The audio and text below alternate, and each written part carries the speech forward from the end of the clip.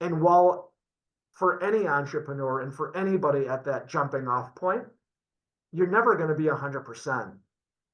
But there's going to be this place where you have to say, now is the time, and this is the partner. And that's what I did. And I'm just so fortunate that at that moment, I had the gumption or the stupidity to move forward with this business, 12 years ago.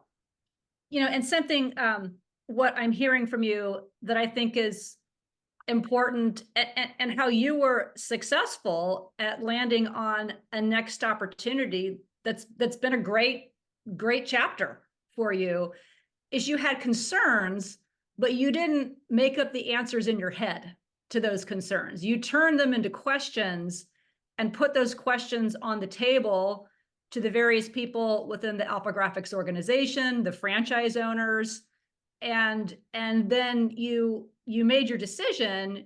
You came to your conclusions, not making up the answers in your own mind, but by actually hearing experiences and giving people the opportunity to answer your questions.